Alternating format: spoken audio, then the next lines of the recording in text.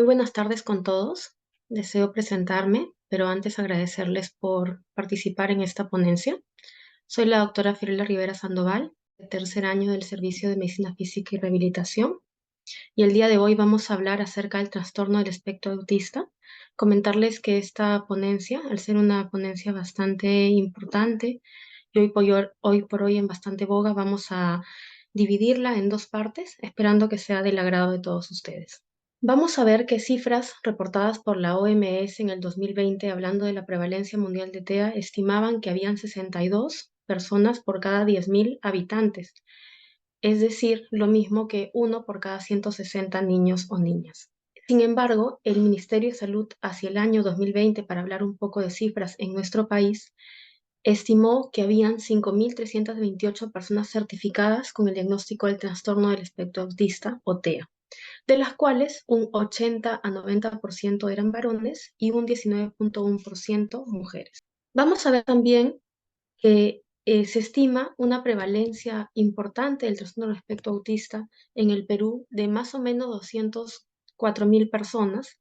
Y vamos a ver también que un dato importante aquí es que se relata un 97% de personas con autismo probable no diagnosticado. Un punto importante que también tenemos que nosotros conocer, como podemos ver, es que existen más niños que niñas con autismo, más o menos 4 niños versus una niña, pero usualmente las niñas son las que tienen un poco de mayor afectación. La edad de inicio por lo general es antes de los 36 meses de edad y como habíamos comentado, la prevalencia era uno por cada 160 personas, ¿no? Hay datos curiosos, porque como vamos a ver, la presencia genética es un factor muy, muy importante. Entonces tenemos que ver, por ejemplo, que en familias que tienen un hijito con trastorno de espectro autista, vamos a ver que uno de cada 5 de los hermanos que decida tener esta familia puede tener un diagnóstico similar. Y si esta persona tiene dos o más hermanos con TEA, el riesgo de tener otro hermano con ese trastorno del espectro autista va a ser de uno de cada 3. Entonces vemos que aquí que el componente genético es muy importante. Vamos a ver mediante esta esquematización un poquito de qué es el autismo, porque hay teorías que han cambiado. Viene del griego encerrarse en uno mismo. Podemos ver que incluía lo que antes conocíamos como el síndrome de Asperger, que era un autista, digamos, con menos gravedad, por llamarlo así, ¿no? Y que incluía, inclusive, como pueden ver, hasta los trastornos generalizados del desarrollo. Y es justamente un espectro porque no hay una persona igual a otra, pero podemos ver que comparten ciertas características en común en cuanto a intereses y comportamientos que nos van a ayudar también a hacer algunos diagnósticos, ¿no? Por ejemplo, dificultad para conectarse con otras personas, ¿no? Son personas que hacen muy pobre o nulo contacto visual. Podemos ver que no van a descifrar los gestos de la persona y le vamos a explicar por qué, que de repente van a parecer que tienen una falta de empatía por el otro, ¿no? Vamos a ver también por su parte de repente algunas personas que tienen una reducción de intereses, ¿no? Niñitos que solo quieren jugar con el carrito azul o solo quieren los dinosaurios, ¿no? O tienen unas preferencias bastante marcadas, ¿no? Que incluso van a querer tener un juego bastante repetitivo, de repente alinear los juguetes, rodarlos, ¿no? Reducción de intereses y fijaciones muy particulares o, por ejemplo, querer ir siempre por el mismo camino, como vemos en esta imagen, ¿no? Vamos a ver que de repente tienen rutinas que no se pueden romper con facilidad o problemas de comunicación, como podemos ver aquí, que es la ecolalia, ¿no? Que es esta repetición de la voz, ¿no? Y las reacciones que pueden ser hiperreacciones, por ejemplo, a los sonidos como la licuadora, vamos a poner un ejemplo, o hiporreacciones, por ejemplo, al dolor. Y también recordar que cada persona con TEA tiene su propia característica, ¿no? Su percepción del mundo es distinta, talentos distintos, como se puede ver en esta imagen, ¿no?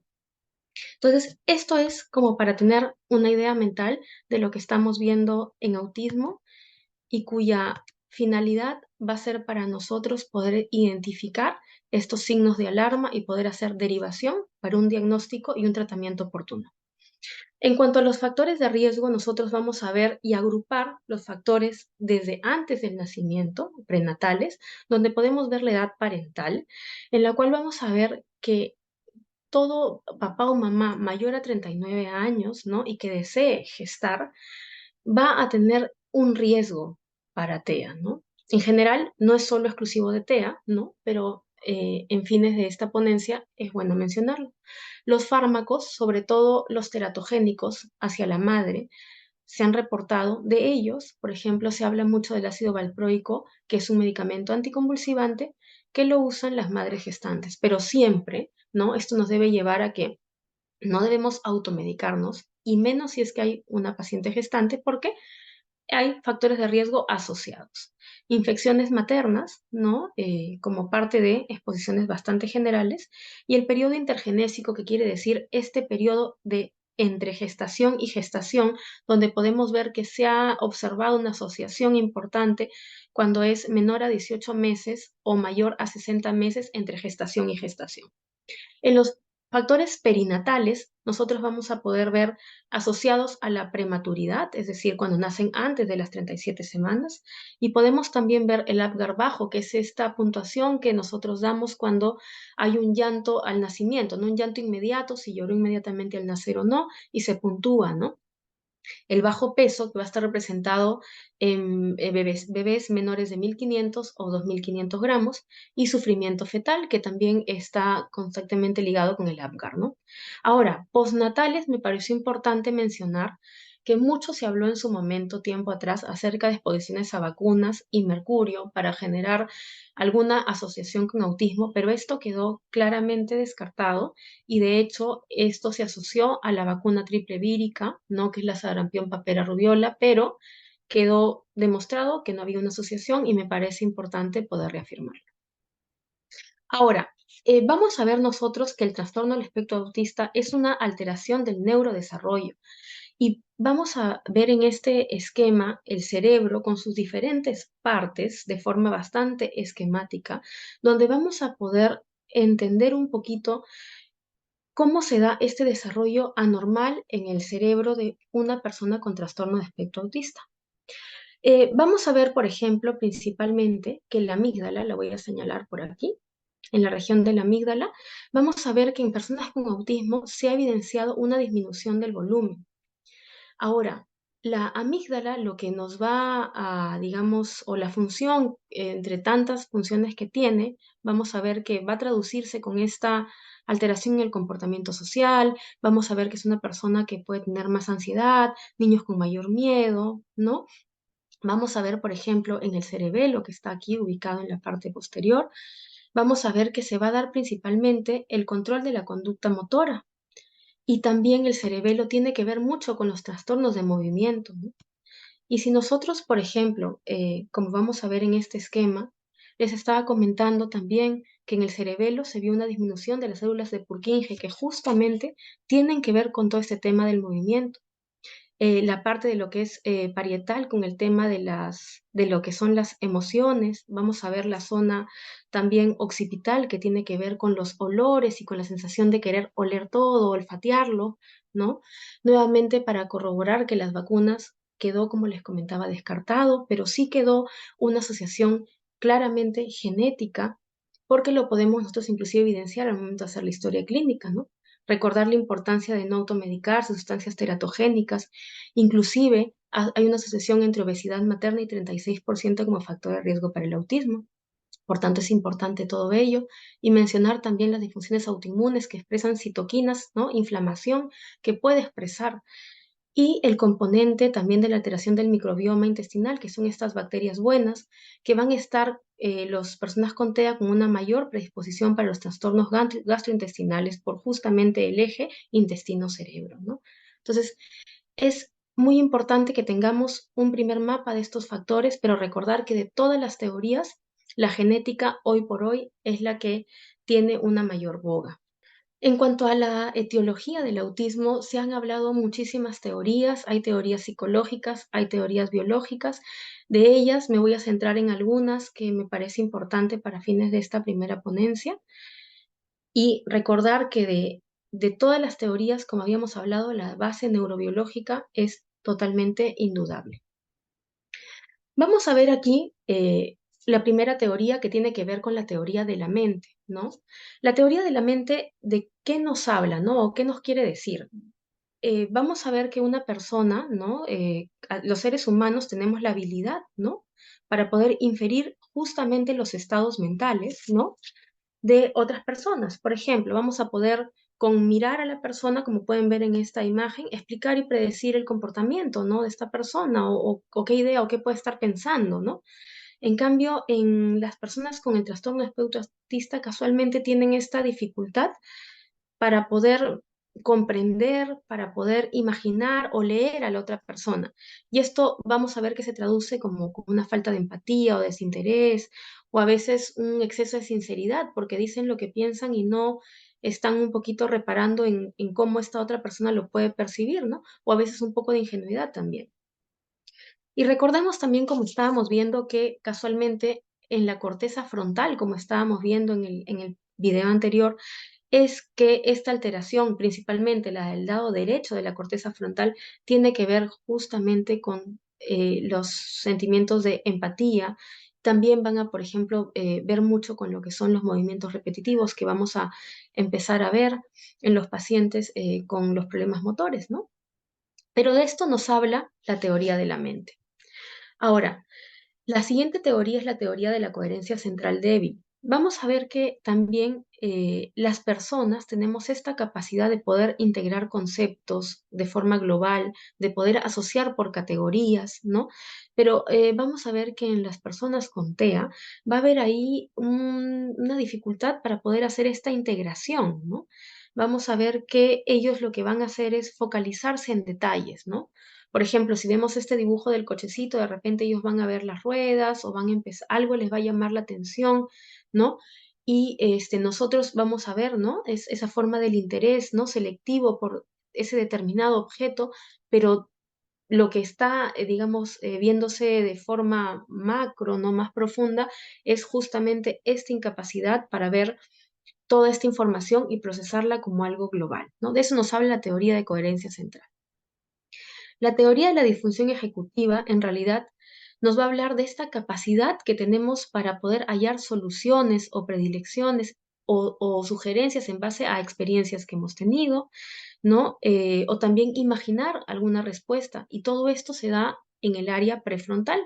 Y vamos a ver que esto se traduce con que las personas con TEA tengan dificultad para trabajar usando la memoria de trabajo, para planificar, como estaba comentando, para controlar también impulsos, inclusive para esta flexibilidad que hablábamos ante cambios de rutinas, ¿no? De repente yo puedo decir, listo, vamos a pintar una hoja de papel, listo, ahora la guardamos y vamos a leer un cuento y de pronto no quieren porque quieren seguir pintando, ¿no? Esta flexibilidad o esta inflexibilidad se explicaría en este tipo de ejemplos, ¿no? Y la atención porque también hay una dificultad para mantenerse concentrados en una actividad, ¿no? Por un periodo de tiempo. Vamos a ver también una teoría importante que es la teoría de neuronas en espejo, ¿no? Y para entender un poquito esto, yo les pido que imaginen, por ejemplo, que yo bostezo, ¿no? Yo puedo bostezar y muchos de ustedes yo podría imaginar que también están bostezando, ¿no?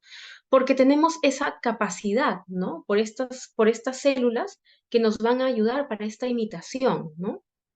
Y esto es importante porque vamos a ver que esto también es un mecanismo de aprendizaje muy importante, ¿no? Porque van a influir, como pueden ver, en percepción de estímulos, en la capacidad motora, también por repetición, en sonreír, en la adopción del lenguaje, ¿no? Muchas veces cuando nosotros tal vez no lo recordemos porque el lenguaje empezó a muy corta edad, ¿no? Antes de que empezara nuestra memoria de forma consciente, pero aprendimos mediante un lenguaje también de repetición, ¿no? Y esto tiene que ver mucho también con el aprendizaje en las primeras etapas del desarrollo hasta la etapa adulta, ¿no? Y en las relaciones interpersonales abocadas al seguimiento de las normas que se aprenden también por repetición y no tanto por imposición. Ahora, un punto muy importante también es que en cuanto a la fisiopatología del trastorno del espectro autista, se ha intentado explicar de muchas maneras, ¿no? Y vamos a ver que, como les comentaba, hay un desarrollo cerebral atípico. ¿Y qué nos está traduciendo esto, no? Aquí podemos ver que en realidad lo que ocurre es una migración inadecuada de las neuronas hacia capas más profundas de la corteza del cerebro, ¿no? Inclusive también se describe alteraciones a nivel de la sustancia gris y de la sustancia blanca en cuanto a cantidad. Y como podemos ver, estas alteraciones también se van a ver reflejadas en las dendritas, que son parte de estas neuronas, que vamos a ver que van a generarse como unas conexiones a modo de microcolumnas, que lo que van a hacer es justamente poder impedir la adecuada comunicación o interrelación entre las diferentes partes del cerebro. Por eso es que las personas con TEA tienen mucha tendencia a repetir las cosas o a la inflexibilidad, ¿no? Y esto es algo que también se ha visto en cuanto a la fisiopatología. Un punto muy importante también es que se ha visto que una quinta parte de las personas con TEA, de los niños con TEA, tienen cerebros un poco más grandes que lo esperado de acuerdo al percentil en la edad temprana. Nuevamente, recordemos que todos los niños, por lo general, tienen un área de perímetro cefálico mayor, ¿no? Esto es simplemente una observación que lo traigo porque es algo que está también registrado. Entonces, como estábamos viendo, el trastorno del espectro autista es un trastorno del neurodesarrollo, ¿no? Que se da durante la etapa de desarrollo del bebé y del niño. ¿Y cómo podemos nosotros diagnosticarlo? Aquí, nuestro rol para las personas profesionales de salud es poder guiarnos bajo los criterios diagnósticos, en este caso de la DSM-5, pero también es importante para el personal de salud y los no relacionados a la salud identificar estas banderas rojas que les voy a comentar. El trastorno del espectro autista va a ser entonces un trastorno que va a estar a nivel de dos esferas muy grandes. La primera, que le he representado en color celeste, es justamente deficiencias en la comunicación y también en la interacción social. Y la segunda gran esfera es alteración en el comportamiento. Y nos va a hablar de justamente los patrones restrictivos, repetitivos, de justamente el comportamiento, de intereses y de actividades.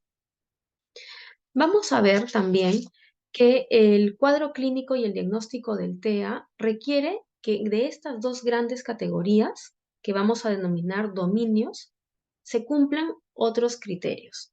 Del primer dominio que hablamos de la comunicación, se tienen que cumplir tres criterios que ahora les voy a comentar, y del dominio de las conductas repetitivas necesitamos que se cumplan dos de los cuatro criterios. A su vez, recordar que estos se caracterizan por una gran variabilidad y heterogeneidad, tanto de estos mecanismos que hemos comentado neurobiológicos, así como las manifestaciones que vemos en la clínica y toda la evolución en el desarrollo de este niño. Para comenzar con este primer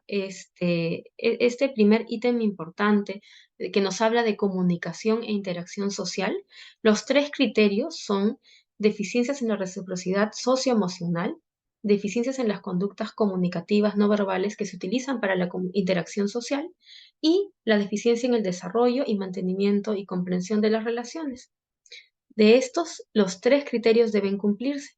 Vamos a ver el primer criterio, en la deficiencia en la reciprocidad socioemocional, y vamos a ver que estos niños, para tener un poquito algunos ejemplos de lo que vemos para hacer el diagnóstico, es que estos niños tienen anomalías en contacto visual, ¿no? Estos niños hacen o no hacen un contacto visual con la persona que está interactuando con ellos, mamá, papá, evaluador, familia, etcétera, o hacen un pobre contacto visual. Vamos a ver que se va a dar también un fracaso de conversación en ambos sentidos, ¿no? El niño no desea o no puede realizar una comunicación y la persona que está intentando interactuar con este niño tampoco la logra.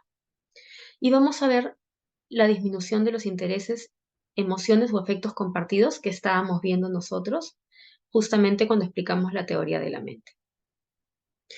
El segundo criterio que debe cumplirse de este gran ítem de la comunicación habla de las deficiencias en las conductas comunicativas no verbales utilizadas en la interacción social, ¿no? Pueden ser estos niños que tienen un acercamiento social anormal, ¿no? Que de repente no respeta mucho el espacio o que más bien es un niño que tiende a alejarse, que tiene anomalías en el lenguaje corporal, ¿no? Al momento de comunicarse, ¿no? O que tiene deficiencias en la comprensión y uso de gestos, ¿no? De repente no interpreta correctamente las emociones, feliz, triste, molesto. Vamos a ver que este pacientito puede tener también una falta total de expresión facial y de comunicación no verbal, por todo lo que habíamos estado explicando. Y el tercer criterio que debe cumplirse en este ítem de comunicación está relacionado con deficiencias en el desarrollo, mantenimiento y comprensión de las relaciones, donde vamos a ver que estos niños ya tienen dificultades para ajustar el comportamiento en alguna situación de un contexto en particular, ¿no? No pueden seguir normas, ¿no? Que tienen también dificultad para compartir juegos imaginativos, ¿no? Por ejemplo, van a jugar a que son la familia y no puede hacer el papel de, ¿no? O quieren jugar al doctor y no logra hacer ese juego simbólico que llamamos nosotros, ¿no? Que tienen dificultad para ser amigos, prefieren estar solos y que pareciera que tiene una ausencia de interés por las otras personas. Está, recordemos el concepto, ¿no? Como que enajenado, metido en sí mismo. La otra gran esfera que habíamos hablado hablaba de los patrones restrictivos y repetitivos de comportamiento, intereses o actividades. Y un punto importante a todo esto es que todos estos criterios que les estoy comentando puede ser que se hayan presentado o que estén actualmente, porque sabemos que también, como todo, uno lo puede aprender en sociedad o lo puede aprender mediante también las intervenciones que se dan, por ejemplo, en las terapias, ¿no? Para seguir con estos dos de los cuatro criterios que están acá, que deben cumplirse en este ítem importante, vamos a ver la categoría de movimientos, utilización de objetos o hablas estereotipadas o repetitivas. Vamos a ver también la insistencia en la monotonía excesiva, inflexibilidad de rutinas o patrones que hacen de forma como ritualizada, ya sea de forma verbal o no verbal. Los intereses que habíamos visto también en los videos que hablaban de muy restringidos o muy fijos a algo en particular, ¿no? Y que son casualmente anormales porque es esta intensidad que hace que sea el único foco de interés, ¿no? Eso diferencia, por ejemplo, a otros niños que tienen preferencias por jugar con carritos, pero que también pueden cambiar de actividad, ¿no? Y la hiper o hiporeactividad, como comentábamos, a estímulos sensoriales, ¿no? Que es algo más bien un poco inhabitual. En este primer ítem de movilización, utilización de objetos o hablas estereotipadas o repetitivas, podemos ver las clásicas estereotipias motoras simples, donde vamos a ver que es un niño que aletea o aplaude o salta sobre su sitio cuando está feliz, ¿no? O de repente algo que es interés y se autorregula de esa manera, ¿no? Vamos a ver niños que también tienen preferencias por jugar alineando, ¿no? El juego no es un juego simbólico como el que habíamos hablado en el que yo siento que soy el conductor del carrito en esa imagen, sino los alineo, ¿no? O tengo de repente alguna preferencia por siempre dejar este juguete sobre el escritorio, ¿no? O sea, y en un lugar en particular, ¿no? O lecolalia, que es esta repetición de la voz, donde, por ejemplo, yo puedo decir, ¿quieres jugar? Y no me responde sí, sino me dice, ¿quieres jugar? ¿No? O frases idiosincráticas que nosotros vemos que representa nombrar cosas, objetos, juguetes de forma graciosa, ¿no? Por ejemplo, ¿no? Decir en lugar de tostadora, la máquina quemadora, ¿no? O simplemente tener nombres así bastante particulares, ¿no? No reales. Ahora, el ítem también importante en cuanto a insistencia en la monotonía excesiva, inflexibilidad de rutinas o patrones ritualizados del comportamiento verbal o no verbal, vamos a ejemplificarlo en algunos subítems, ¿no? El primero es la gran angustia frente a los cambios pequeños, ¿no? Como les comentaba, ¿no? Un niño que le cambiamos una instrucción del juego y ya no la quiere jugar o ya no lo quiere seguir, que le cuesta estas transiciones entre actividad y actividad, que tienen un pensamiento bastante rígido, ¿no? No tienen esa flexibilidad en el pensamiento, que tienen de repente rituales de saludo, ¿no? Un niño que siempre que llega saluda de repente de derecha a izquierda, ¿no? Y de alguna forma en particular, ¿no? Y también vamos a ver, por ejemplo, la necesidad de seguir estas rutinas que hablábamos, de seguir siempre una misma ruta o comer la misma comida, por ejemplo, porque en la parte de la sensorialidad también se concatena con este tipo de pacientes y podemos ver que un motivo de consulta que nos hablan mucho es que todo come solo lo cuadrado, no come nada de circulitos o come cualquier cosa que no tenga guiso, o preferencia por lo seco, las texturas, ¿no? Son cosas bastante selectivas, ¿no? O no puede comer la comida mezclada, ¿no? Son diferentes características que se dan en este espectro de niños con autismo, ¿no?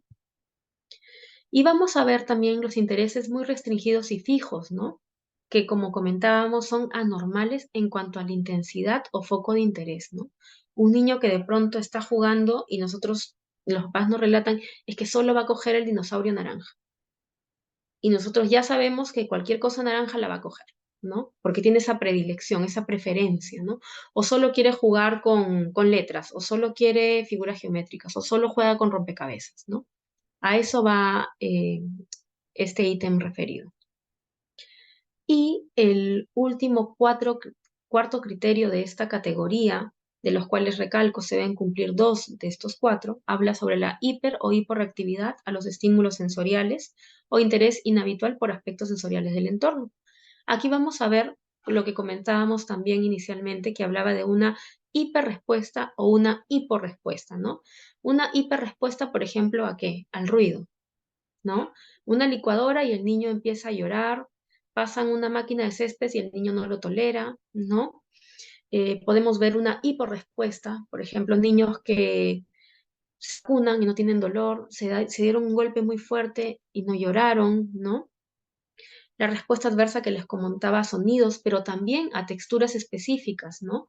Por ejemplo, niños que no resisten las medias, que no resisten las costuras de la ropa, que no toleran el corte de pelo, ¿no? Niños que tienen también en el tema del olfato tendencia a oler todo o que por un tema de la sensorialidad, como hablábamos, tienen la tendencia a estar palpando y tocando todo a su alrededor, ¿no? Y que, por ejemplo, también tienen fascinación visual por los juguetes o los dispositivos que tienen luces y movimiento, ¿no? Todo lo que tenga luces y si gira de alguna u otra manera les llama la atención. Adicionalmente a estas dos grandes esferas importantes que nos dan los criterios diagnósticos para autismo con lineamientos bastante claros, tienen que cumplirse algunas características más. Podemos ver, por ejemplo, que los síntomas van a estar presentes en las primeras etapas del desarrollo, ¿no? Pero estas no es que van a estar en todos los casos presentes en su totalidad, ¿no? Pueden empezar a manifestarse poco a poco o inclusive hacerse notar justamente con esta demanda social, ¿no? O pueden también, como comentaba, ya estar enmascarados por estrategias que aprendieron, ¿no? De sus padres o en etapas posteriores de la vida o también mediante las terapias, ¿no? Entonces siempre es importante al momento de hacer este interrogatorio y esta evaluación preguntar en retrospectiva y hacia adelante, ¿no? Y vamos a ver también que los síntomas van a generar, por todo lo que hemos explicado y los ejemplos que hemos realizado, un deterioro clínicamente significativo que repercute en la socialización de este niño, en el trabajo de este niño o de este adulto, perdón, o en la escuela, ¿no? Y el último o la última característica importante es que estas alteraciones no se explican mejor por un cuadro de discapacidad intelectual o por un retraso global del desarrollo. Siempre también es bastante preguntado una vez que se hace el diagnóstico del trastorno del espectro autista es, ¿pero qué grado tiene? ¿No? Y como papás, ¿no? Es bastante natural poder querer saberlo, ¿no? En primera instancia el diagnóstico y en segunda instancia el grado. Esto ya hace algún tiempo cambió. Ya el grado está en función, como lo vamos a ver aquí, de las ayudas. Hablar de un grado 1, un grado 3 o un grado 2 nos va a hablar del 1 necesita ayuda. El TEA grado 2 necesita ayuda notable y el grado 3 necesita ayuda muy notable. Y vamos a un poquito diferenciarlos cada uno de estos grados para tener un poco esta idea mental. Vamos a ver, en comunicación social, la persona con TEA grado 1 nos va a hablar con frases completas, va a establecer una conversación bastante amplia. Vamos a ver que va en algunas ocasiones también poder fallar al momento de hacer amigos, ¿no? Va a estar también en cuanto al comportamiento restringido, ya una inflexibilidad del comportamiento que va a generar una interferencia, ¿no? En el funcionamiento en los diferentes contextos de esta persona. La alternancia entre actividades va a generar o va a generarle alguna dificultad, ¿no? Pero la va a lograr. Y también aparecen problemas de organización y de planificación. ¿Qué nos traduce eso? Problemas en la autonomía, en la independencia de ese niño. El TEA grado 2, como habíamos hablado, necesita una ayuda notable. Aquí en la comunicación social vamos a ver que ya se empiezan a notar ciertas deficiencias en la comunicación, tanto verbal y no verbal, ¿no? Porque recordemos que el lenguaje gestual es referido a todo lo que es no verbal, ¿no? Y es una persona que va a emitir en su comunicación frases sencillas, ¿no? Pero que justamente la interacción que va a dar con la persona que esté dialogando va a ser en función de los intereses que tenga esta persona, ¿no? Y la comunicación no verbal va a ser muy excéntrica, ¿no? Vamos a ver que en cuanto al comportamiento restringido en el grado 2 del TEA, la persona tiene una mayor inflexibilidad, le va a costar hacer, o sea, va a tener una mayor dificultad para hacer cambios, ¿no? El comportamiento repetitivo, ¿no? Vamos a ver también que esta persona o este pacientito va a tener ansiedad y dificultad para cambiar los focos de atención, ¿no? Ya se van haciendo, como pueden ver, estas características un poquito más marcadas, ¿no? Y en el grado 3 necesita la ayuda muy notable, ¿no? ¿Qué quiere decir? En comunicación social, esta persona va a hablar con palabras inteligibles, ¿no? Poco claras. Es bien raro que inicie la interacción, ¿no? Y si lo hace, va a ser para estrategias con cumplir con una necesidad muy en particular, ¿no? Más las respuestas van a ser con personas del entorno muy cercano, ¿no? Sociales muy, muy directas. Lógicamente, en el comportamiento, lo que vamos a poder ver es una inflexibilidad mayor, una extrema dificultad para hacer los cambios, el comportamiento va a ser más repetitivo, va a ser más restringido a los intereses, ¿no? Vamos a ver también que la ansiedad y la dificultad para cambiar el foco va a estar totalmente presente. Y podemos ver aquí también las diferentes comorbilidades del trastorno del espectro autista, porque como todo, muchas enfermedades se concatenan con otras, ¿no? Vamos a ver que, claro, eh, no es que en exclusiva todo niño con TEA va a tener alguna enfermedad asociada, pero se ha visto, por ejemplo, con el trastorno de déficit de atención e hiperactividad, una asociación entre el 40 y el 80%. Podemos ver también ansiedad y depresión, epilepsia, trastorno del sueño, problemas gastrointestinales, como habíamos visto, entre otras asociaciones que se ven en el TEA.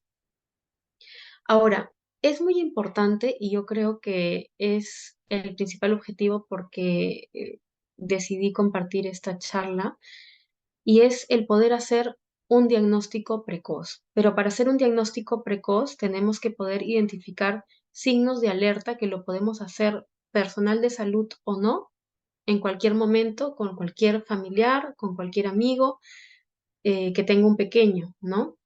En este sentido, por ejemplo, ¿no? Un bebé de 9 meses que de repente no nos va a seguir con la mirada cuando le decimos, mira, mira el juguetito, ¿no? Y no nos sigue, es una señal de alerta que nosotros tenemos que poder interiorizar, ¿no? Por ejemplo, que a los 12 meses este bebé, ¿no? Tenga una ausencia o disminución del balbuceo, ¿no?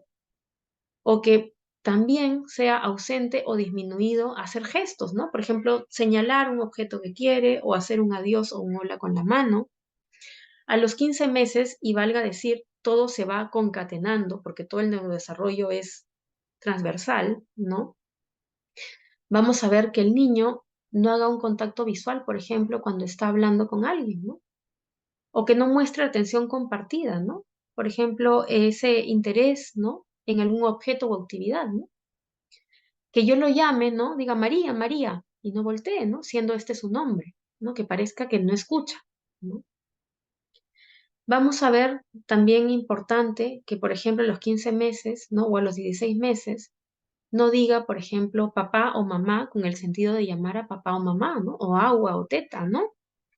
Vamos a ver también que a los 18 meses este niño no haga el juego simbólico, ¿no? Por ejemplo, que hablábamos de vamos a jugar al doctor y yo con un lapicero o con un cubito de algún Play-Doh hago como la simulación de que estoy atendiendo a un paciente, ¿no? O juego con la muñeca a la casita, ¿no? Y vamos a ver, por ejemplo, que a los 24 meses no use frase de 2 palabras, ¿no? Como dame teta, quiero agua, dame pan, ¿no? Entre otros criterios, ¿no? Vamos a ver, por ejemplo, que hacia los 3 añitos, hacia 4 o 5 y en adelante, existen también otros signos de alarma de los cuales les voy a presentar algunos, ¿no? Para fines prácticos de la ponencia. Vamos a ver que, por ejemplo, a los 36 meses, este niño tenga una falta de interés por sus pares, ¿no? Por sus amigos, ¿no? Vamos a ver también que hacia los 4 o 5 años, por ejemplo, tenga dificultad en la socialización para unirse al juego con otros niños, al cumplimiento de las normas, ¿no? Que no cooperen actividades, que no le haga caso al profesor, ¿no? O sea, claro, los niños tienen parte de en su desarrollo, pero como siempre, haciendo la unidad clínica con los criterios diagnósticos, ¿no? O dificultad también para comportarse en lugares, ¿no? O situaciones ya establecidas, ¿no? Y en la adolescencia, por ejemplo, muestran un escaso interés por seguir la moda, ¿no? O por pertenecer a un grupo, por ejemplo. Este es también un videíto que quiero compartir con ustedes para justamente fijar e identificar algunas de estas principales banderas rojas que le llamamos, ¿no? Aquí, por ejemplo, nosotros vemos un bebé, ¿no? Ya sabemos que este bebé en todo el tiempo debe hacer contacto social. Podemos ver que a los 6 meses de repente no sonríe, no mira los ojos, se va sumando, al año no hace balbuceo, no señala con las manitos hola y chao, lo llamo por su nombre y no voltea. A los 2 años no nos forma frases como mamá, dame, quiero teta, dame agua, ¿no? No construye, ¿no? A cualquier edad, lo que podemos ver, ¿no? Como era trazable, evita mirar a los ojos, prefiere aislarse, no tiene esta empatía, no comprende los sentimientos de los demás, hace movimientos repetitivos sobre su sitio, hace las estereotipas que habíamos visto, las dificultades para el lenguaje, estos cambios para las rutinas o para el entorno. Entonces, cuando nosotros veamos estas banderitas rojas, nuestra función es aconsejar, acudir a los especialistas para empezar con este cribado diagnóstico. Y estas son las banderas rojas que como resumen les presento, que son muy importantes, ¿no? Un niño que no responda a su nombre, es válido que podamos decir, puede ser sordo, por supuesto. Se tiene que ver si este niño efectivamente se le hizo examen de potenciales evocados y abrir un abanico de posibilidades, porque no todo también es autismo, es correcto, pero tenemos que tenerlo como parte de nuestro criterio al momento de sospechar TEA. ¿No? Como habíamos visto, no señala objetos para mostrar interés. Por ejemplo, le gustó un avioncito y lo queda mirando, pero no lo señala, ¿no? Podemos ver que no hace estos juegos de simulación, ¿no? Alimentar una muñeca, jugar a la comidita, como habíamos hablado también. Evitar el contacto no visual, quiere estar solo, no comprende los sentimientos de los demás. Niños que tienen retraso en el lenguaje, ¿no? O que, como habíamos hablado, las ecolalias, niños que repiten, ¿no? El eco de la voz de la persona, ¿no? Yo digo, hola, ¿cómo estás? Hola, ¿cómo estás? ¿No? Y lo puede decir muchas veces. Podemos ver que también se molesta por cambios menores, ¿no? Puede ser que el niñito dejó un carrito en el suelo, lo levanto y eso le genera una inestabilidad no proporcional, ¿no? O tiene intereses obsesivos que pueden ser, por ejemplo, también con el agua, con las luces, con diferentes cosas, objetos, ¿no? Entonces, ¿cómo es que nosotros vamos a hacer este proceso diagnóstico, ¿no? Y por ello es que comentaba diciendo la importancia de las banderas rojas. Nosotros tenemos que poder identificar estos signos de alarma que hemos visto en las diapositivas anteriores. Tras ello, acudir al especialista, donde lógicamente abren una historia clínica, hacen evaluaciones y se pueden empezar a hacer los test de tamizaje, en este caso el MCHAT, que es un test de cribado que vamos a ver en la diapositiva que sigue. De tener la sospecha diagnóstica, lo propio es derivar a los especialistas para poder hacer los criterios diagnósticos en base a la DSM-5, que hemos visto los criterios de las dos esferas grandes que les comentaba, y también vamos a poder hacer la aplicación, bueno, los especialistas para la validez con los test de A2 y de ADIR. Y con esto hablar ya de un diagnóstico definitivo. Ahora, Como estaba comentando, nosotros tenemos el MChat, que es un instrumento de detección para sospecha en los niños que tienen autismo, que vamos a poder ver que se aplica desde los 18 meses en adelante y que, como podemos observar, tiene preguntas o ítems catalogados como críticos, donde podemos ver que si falla en dos o más de los que hemos señalado, resaltado en amarillo, nos hace un test, digamos, positivo, ¿no? Y si falla, también en cualquiera de los tres ítems que pueden ver en el listado, ¿no?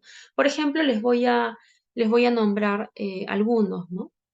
Algunas preguntas que son en realidad respondidas por los padres o cuidadores y pueden ver, por ejemplo, que nos habla de responde cuando se le llama por su nombre, ¿no?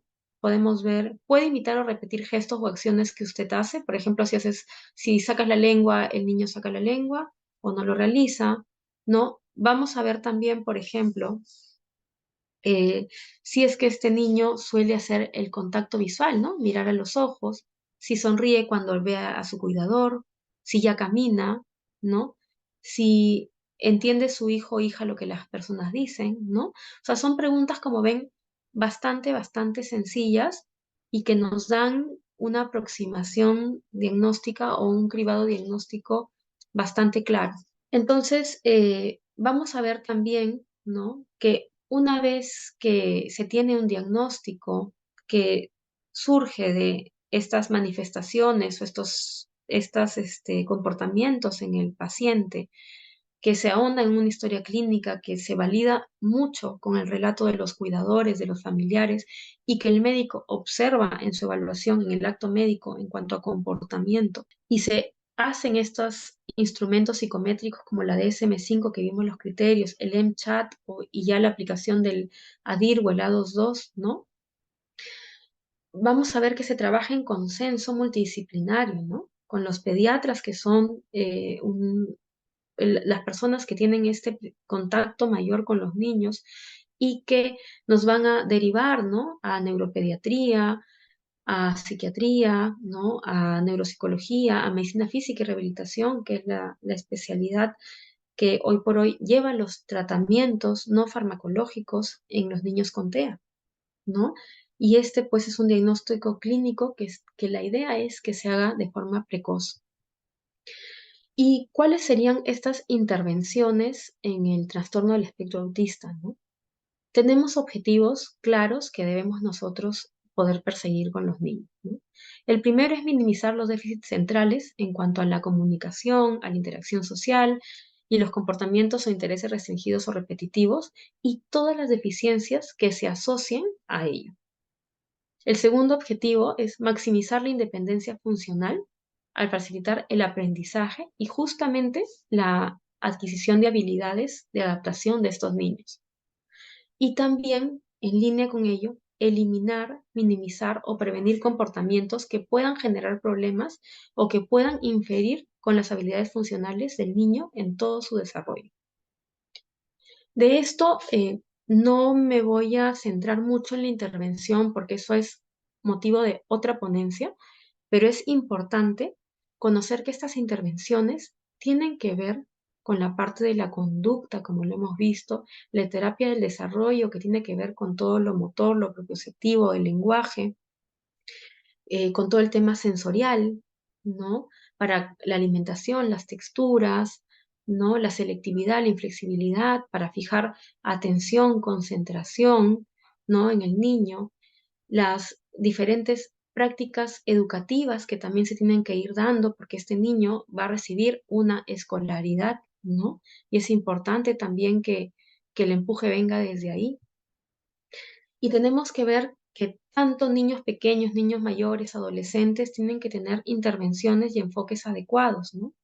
En lo que es conducta, en lo que es la parte motora, como habíamos hablado en la parte del lenguaje, ¿no? Siempre empezando por los procesos cognitivos de atención, concentración, memoria, para poder lograr lo demás, ¿no?